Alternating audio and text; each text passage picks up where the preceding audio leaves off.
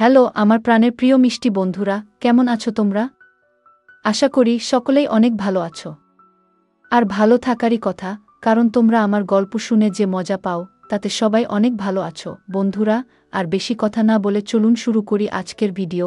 তুমি তো আজ অনেক ক্লান্ত, চলো আমি তোমার মাথায় তেল মালিশ করে দিই, বললেন চাচি। তার নরম হাত যখন আমার চুলে আলতো করে ঘুরছিল, আমার মনে এক অন্যরকম অনুভূতি হচ্ছিল।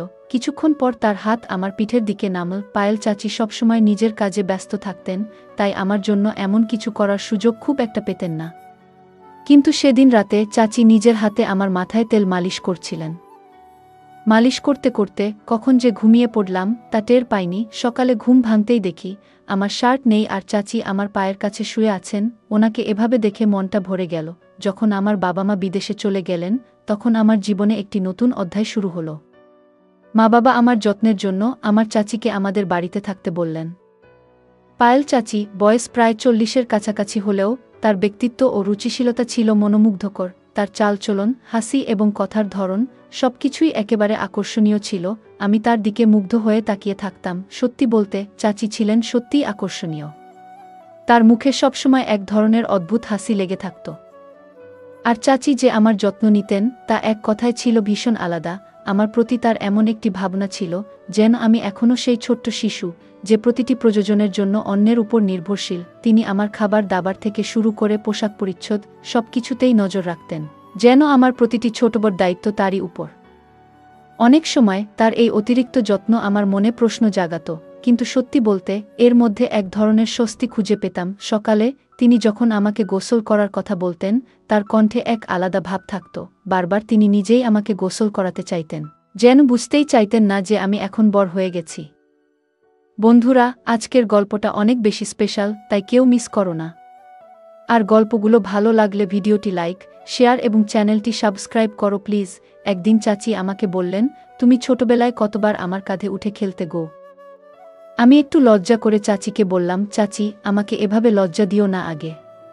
কিন্তু তিনি থামলেন না এবং গোসলের সময় আমার দিকে তাকিয়ে রইলেন। বন্ধুরা, আমার নাম সৌরভ, আর এখন আমার বয়স 20 বছর। ছোটবেলা থেকে শুনে আসছি যে মায়ের পরেই চাচি, ঠিক মায়ের মতো। এই কথাগুলো বরাবরই আমার মনে একটা প্রশ্নের জন্ম দিত, সত্যিই কি চাচি এতটা গুরুত্বপূর্ণ?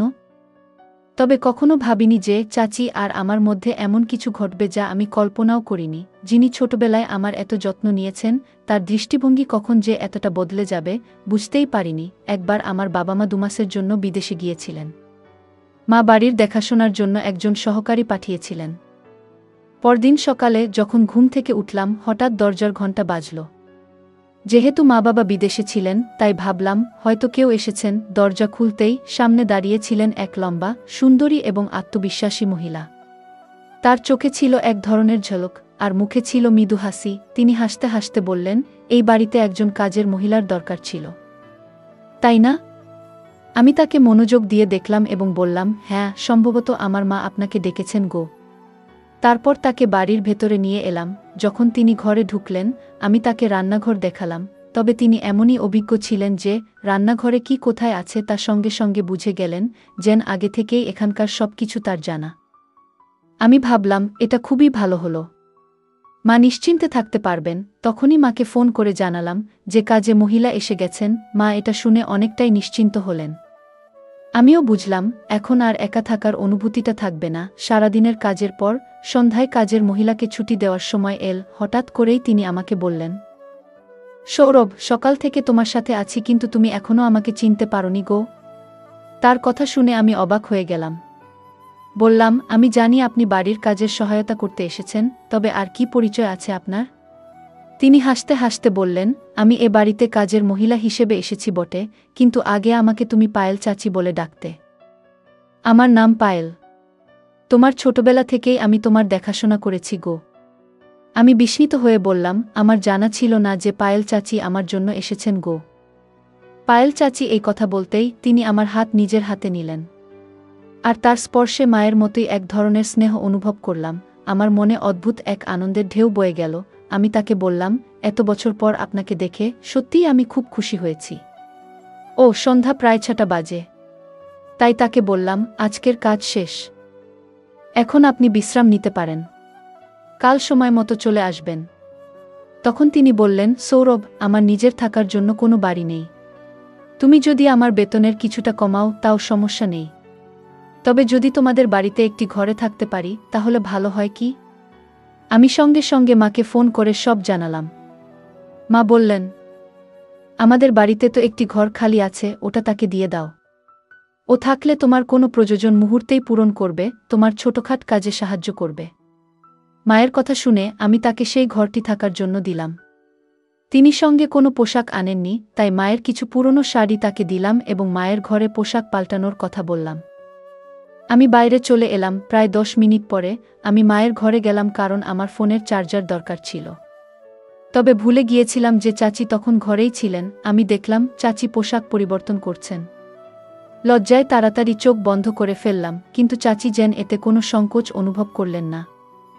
বরং বললেন, সৌরভ, এসো এখানে বসো আর বলতো, তোমার মায়ের এই শাড়ি আমার উপর কেমন লাগছে গো? তার পোশাক পরিবর্তনের মধ্যেও তিনি আমাকে সামনে বসতে ডাকছিলেন, কিন্তু আমার মনে হলো এটা ঠিক নয়। চাচি দেখতে অত্যন্ত সুন্দর ছিলেন। বয়স প্রায় 40 হলেও তার শরীর ও চেহারা বয়সের চেয়ে অনেক কম মনে হতো। কিছুক্ষণ পরে তিনি মায়ের শাড়ি পরে ঘর থেকে বেরিয়ে এলেন। আর পুরনো শাড়িতেও তাকে চমৎকার দেখাচ্ছিল। এইভাবে কদিন কেটে গেল। পায়েল চাচি প্রায় 10 দিন ধরে আমাদের বাড়ির কাজ দেখাশোনা করছিলেন। একদিন তিনি আমার ছোটবেলার অনেক স্মৃতি শোনালেন। সেসব শুনে আমি যেন নিজের শৈশবে ফিরে গেলাম। সেই ছোট্ট ছেলেটা যে সবসময় মোবাইলে ব্যস্ত থাকত, এবার নিজেই সে শৈশবের কথা ভাবতে লাগল। চাচি মাঝে মাঝে আমাকে বেশ বিভ্রান্ত করতেন। কয়েকদিন পর হঠাৎই একদিন বললেন, সৌরভ, আজ তোমাকে আমি নিজ হাতে গোসল করিয়ে দেব গো। আমি বারবার না করলেও তিনি হাসি মুখে গোসল করানোর জন্য জেদ করছিলেন। তার কথায় রাজি হয়ে শাওয়ার নিয়ে বের হলাম। দেখলাম চাচি আমার ঘরে বসে আছেন। তিনি বললেন, তুমি আমার হাতে গোসল করনি, কিন্তু এখন আমি তোমার ভেজা চুল মুছে দিতে চাই গো। আমি মাথা নিচু করে তোয়ালে দিলাম এবং তার সামনে বসলাম। চাচি স্নেহভরা হাতে আমার চুল মুছে দিতে লাগলেন। আমি চাচিকে পরিবারের সদস্যের মতোই মনে করতাম, তাই স্বাভাবিকভাবেই তার সাথে মিশতাম। বলেছিলাম, এই ঘরটাকে নিজের ঘর মনে করবেন।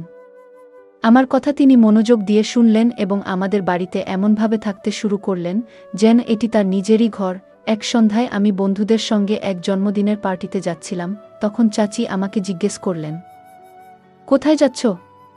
আমি বললাম, একটা পার্টিতে যাচ্ছি গো। তখন তিনি বললেন, তুমি আমাকে পরিবারের অংশ বলো, কিন্তু একাই চলে যাচ্ছ? কখনো আমাকে কোথাও নিয়ে যাওনি গো। আমি বললাম, ঠিক আছে, আমি আপনাকে নিয়ে যেতে রাজি আছি, তবে আধুনিক পরিবেশে মানিয়ে নিতে পারবেন তো? তিনি সম্মতি দিলেন।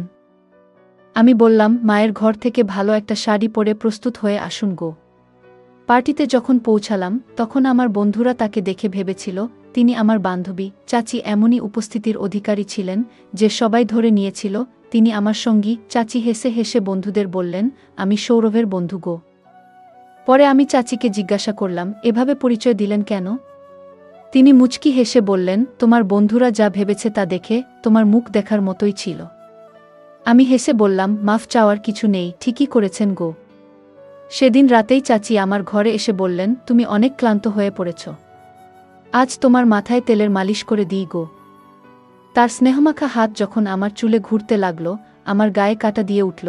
তারপরে আস্তে আস্তে তার হাত আমার পিঠে চলে গেল। মা সবসময় ব্যস্ত থাকতেন, তাই এভাবে তেল মালিশ করে দেওয়ার সময় তার পক্ষে পাওয়া সম্ভব ছিল না। মনে পড়ে না কবে মা শেষবার আমার মাথায় তেল মেখে দিয়েছিলেন। পায়েল চাচিও সাধারণত এতটা সময় দিতে পারতেন না, কিন্তু সেদিন রাতে তিনি নিজের হাতে আমার মাথায় তেল মালিশ করছিলেন। মালিশের আরাম পেয়ে কখন যে গভীর ঘুমে তলিয়ে গিয়েছিলাম বুঝতেই পারিনি। পরদিন সকালে ঘুম থেকে উঠে দেখি পায়েল চাচি আমার পায়ের কাছে শুয়ে আছেন। তাকে জাগিয়ে হেসে বললাম, তুমি আমার পায়ের কাছে কি করছো? চাচি মুচকি হেসে বললেন, গত রাতে তোমাকে মালিশ করতে করতে আমারও ঘুম চলে এসেছিল গো। সকালে চাচি হঠাৎ আমাকে একটা প্রশ্ন করলেন যা আমাকে ভাবিয়ে তুল। তিনি বললেন, গত রাতে যখন তোমার কাঁধে হাত রেখেছিলাম তুমি এত তাড়াতাড়ি ঘুমিয়ে পড়লে? তোমার মা কি কখনো তোমার মাথায় মালিশ করতেন না? আমি সরাসরি কিছু বলিনি, কারণ জানতাম মা সবসময় তার কাজ নিয়ে ব্যস্ত থাকেন। তাই পরিবর্তে বললাম, না না, আমার মা সবসময় আমার যত্ন নেন, এমন কিছু নয়। পায়েল হেসে মাথা নাড়লেন এবং বাইরে চলে গেলেন। এরপর আমরা দুজন একসঙ্গে নাস্তার টেবিলে বসলাম। ঠিক তখনই কলিং বেল বেজে উঠল। দেখি মা এবং বাবা দুজনেই বাড়ি ফিরে এসেছেন। তাদের দেখে আমি খুব খুশি হলাম। বাড়িতে ঢুকতেই দেখলাম বাবার দৃষ্টি পায়েল চাচির উপর আটকে আছে, যেন তিনি তাকে নতুনভাবে দেখছেন। পায়েল সেদিন এত সুন্দর লাগছিলেন যে বাবার দৃষ্টি তার উপর থেকে সরছেই না। বাবার মনোযোগ অন্যদিকে ফেরাতে আমি কাছে গিয়ে তাকে আলিঙ্গন করলাম। মা পায়েলকে ভালোভাবেই চিনতেন, তাই মা পায়েলকে আলিঙ্গন করলেন। সেদিন রাতে খাবারের সময় দেখলাম বাবা আবারও পায়েলের দিকে অন্যরকম ভাবে তাকিয়ে আছেন। কেন তিনি তাকে এত মনোযোগ দিয়ে দেখছেন তা বুঝতে পারছিলাম না। তবে বাবার এভাবে তাকানো আমার একটু অস্বস্তি হচ্ছিল। রাতের খাবার শেষে বাবা তার ঘরে চলে গেলেন, আর পায়েল রান্নাঘর পরিষ্কার করছিলেন। কাজ শেষ করে তিনিও তার ঘরে চলে গেলেন। কিছুক্ষণ পর আমি তার ঘরে গেলাম, কারণ সেদিন আমাদের মধ্যে কিছু কথা হয়নি। আমাকে হঠাৎ দেখে পায়েল একটু অবাক হয়ে গেলেন। আমি হাসতে হাসতে বললাম, এত অবাক হওয়ার কি আছে? আমি তো তোমার সৌরভ গো। পায়েল মুচকি হেসে বললেন, তুমি এত চুপি সারে এলে যে একটু ঘাবড়ে গিয়েছিলাম। কিছু দরকার ছিল? আমি বললাম, না পায়েল, বিশেষ কিছু দরকার ছিল না। সেদিন তেমন কথা বলা হয়নি, তাই ভাবলাম একটু দেখা করে যাই গু। পায়েল হেসে বললেন, ঠিক আছে, যখনই দরকার পড়ে আমাকে ফোন করো। আমি তোমার জন্যই এখানে আছি ইউ। তার কথায় আমি হেসে দিলাম। তারপর ঘর থেকে বেরিয়ে এলাম। পরদিন সকাল হয়ে গেল। সকাল 10টা বাজলেও নাস্তা তৈরি ছিল না। সাধারণত পায়েল প্রতিদিন সকাল 8টায় আমার জন্য নাস্তা নিয়ে আসেন, কিন্তু আজ 9টা পেরিয়েও কিছু আনেননি। তখন আমি রান্নাঘরে গেলাম দেখতে কি হচ্ছে। সেখানে গিয়ে দেখলাম পায়েল মাথা নিচু করে চুপচাপ দাঁড়িয়ে আছেন, যেন গভীর চিন্তায় ডুবে আছেন। আমি অবাক হয়ে জিজ্ঞেস করলাম, কি হয়েছে পায়েল? ধীরে ধীরে বললেন, তোমার বাবা। ঠিক তখনই বাবা রান্নাঘরে ঢুকে পড়লেন। পায়েল তার মুখ আমার দিক থেকে সরিয়ে নিলেন। গতকাল থেকেই বাবা পায়েলের দিকে অন্যরকমভাবে তাকাচ্ছিলেন, যা আমার নজর এড়ায়নি। পায়েল কেবল আমার আত্মীয় নন, তিনি আমার খুব কাছের একজন বন্ধু হয়ে উঠেছেন, এবং আমি তার সাথে এমন আচরণ সহ্য করতে পারছি না। আমার মনে প্রশ্ন জাগছিল, একদিনের মধ্যে এমন কি ঘটেছে যে পায়েল এতটা অস্বস্তিতে পড়ে গেছেন? রাতে শুতে গেলাম, কিন্তু মনটা অস্থির ছিল। কিছুক্ষণ পর ভাবলাম পায়েলও ঘরে গিয়ে দেখে আসা উচিত। তার ঘরের দরজার কাছে পৌঁছেই দেখি বাবা ইতিমধ্যেই সেখানে আছেন এবং পায়েলের হাতে কিছু টাকা দিচ্ছেন। কেন হঠাৎ করে এত টাকা দিচ্ছেন সেটা বুঝতে পারলাম না। সামনের দৃশ্য দেখে আমার মনের মাঝে অস্বস্তি বাড়তে লাগল। পায়েল বাবাকে বলছিলেন, যতক্ষণ না আমি সৌরভের সাথে কথা বলবো আমি এই বাড়ি ছাড়ব না আগে। আমার মনে হলো হয়তো সে আমাকে ভালোবেসে ফেলেছে। দেরি না করে আমি সরাসরি তার ঘরে ঢুকে পড়লাম। বাবাকে জিজ্ঞাসা করলাম, আপনি এখানে পায়েলের সাথে কি করছেন? আমার প্রশ্ন শুনে মাও ঘরে এসে ঢুকলেন। আমাকে দেখে মা বাবার মুখের ভাব কেমন যেন বদলে গেল। মা বাবা আমাকে বলতে লাগলেন, তুমি নিজের ঘরে ফিরে যাও। আমি প্রতিবাদ করে বললাম, আমি আর শিশু নই। আমি জানতে চাই এখানে আসলে কি ঘটছে এবং আপনি পায়েলের সাথে কি করছেন গো। ঠিক তখনই পায়েল আমার কাছে এসে আমাকে জড়িয়ে ধরে কাঁদতে লাগলেন। তিনি বললেন, সৌরভ, এই বাড়িতে তুমি একমাত্র ব্যক্তি যে আমাকে বোঝো। এখানে আসার পর থেকে তোমাকে অনেক কিছু বলতে চেয়েছি, কিন্তু কিছু কারণে চুপ ছিলাম। পায়েলের কথায় আমি অবাক হলাম এবং তাকে সান্ত্বনা দিয়ে বললাম, যদি কোনো নিরীহ মানুষের সাথে অন্যায় হয়ে থাকে আমি তা সহ্য করব না আগে। তখন মা পায়েলকে বললেন, তুমি চুপ থাকাই ভালো আর এখান থেকে চলে যাও। কিন্তু পায়েল উত্তেজিত হয়ে মায়ের দিকে তাকিয়ে বললেন, আজ আর চুপ থাকব না। আমি সৌরভকে সব সত্য বলবো। পায়েল আমার দিকে ফিরে বললেন, সৌরভ, তুমি তোমার এই মা বাবার সন্তান নও। তোমার আসল মা তানিয়া, তিনি আমার বড় বোন। কয়েক বছর আগে তিনি এই বাড়িতে কাজ করতেন এবং দুজন যমজ সন্তানের জন্ম দিয়েছিলেন। তোমার বাবা তাদের একজনকে তোমার দত্তক হিসেবে নিয়েছেন। আর আমি এখন তোমার ভাইয়ের যত্ন করি। তোমাকে ভালোভাবে দেখাশোনা করার জন্য আমি এখানে আছি। এই কথা শুনে আমার মনে নতুন প্রশ্ন তৈরি হলো। আমি পায়েলকে দূরে সরিয়ে দিয়ে বললাম, আমি আপনার কথায় বিশ্বাস করি। আপনি আমার মায়ের মতোই। তবে আমি নিজের জীবন নষ্ট করতে চাই না। আপনি যা বলছেন যে তারা আমার আসল বাবা মা নন, আমি তা মেনে নিতে পারছি না। তাদের প্রতি আপনার অভিযোগ শুনে ভালো লাগছে না, কারণ তারা আমাকে নিজের সন্তানের মতোই ভালোবাসা এবং যত্নে বড় করেছেন। সব জানলেও আমার এতে কোনো আপত্তি নেই, কারণ তারা আমাকে এমন এক জীবন দিয়েছেন যা আমি কখনো কল্পনাও করিনি। এরপর মা বাবা সিদ্ধান্ত নিলেন যে পায়েলকে পুলিশের হাতে তুলে দেবেন। তবে আমার যমজ ভাইদের জন্য তাকে ক্ষমা করলেন, কারণ সে পায়েলের কাছে রয়েছে। কয়েক বছর আগে পায়েল আমার মা বাবার কাছ থেকে কিছু টাকা নিয়েছিলেন। আমার জন্মের পর আমার আসল মায়ের মৃত্যু হয়েছিল, আর পায়েল তখন আমার বট ভাইয়ের দেখাশোনা করতেন। কিন্তু দুর্ভাগ্যবশত তিনি ভাইকে সঠিকভাবে বট করেননি। ভাই খারাপ পথে চলে গিয়েছিল এবং তার জীবন বিপদে পড়েছিল। সে চুরি করত, নানা ধরনের মজা করত, আর এখন আবার আমার মা বাবার কাছ থেকে টাকা আদায়ের চেষ্টা করছিল। কিছু গয়না সে চুরি করেছে, কিন্তু তাতেও সে সন্তুষ্ট ছিল না। পায়েল আমার মা বাবার কাছে 20 লাখ টাকার দাবি করেছিল, কিন্তু এবার মা বাবা তাকে স্পষ্টভাবে না করে দেন। তখন সে তাদের হুমকি দিতে শুরু করে। মা বাবা তাকে কিছু টাকা দিয়ে বাড়ি থেকে চলে যেতে বললেন। পায়েল আমাকে নিজের প্রতি বিশ্বাসী করাতে চেয়েছিলেন, আমাকে মায়ে ফাঁসাতে চেয়েছিলেন, কিন্তু তার আসল চেহারা প্রকাশ পাওয়ায় আমার মনের সমস্ত ভালোবাসা ফিকে হয়ে গেল। কয়েক বছর আগে মা বাবা আমাকে দত্তক নেওয়ার জন্য পায়েলকে কিছু টাকা দিয়েছিলেন, কিন্তু সে সেই টাকা সঠিকভাবে ব্যবহার করতে পারেনি। যদি সময়মতো সে সেই টাকার মূল্য দিত এবং তার যথাযথ যত্ন নিত, তাহলে হয়তো আজ আমার বড় ভাই সঠিক পথে থাকত।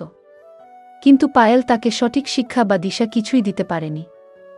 এ কারণে মা বাবা তাকে আমাদের জীবন থেকে দূরে সরিয়ে দেন এবং আমার বট ভাইকেও দত্তক নেন, নিজের সন্তানের মতো করে বট করেন।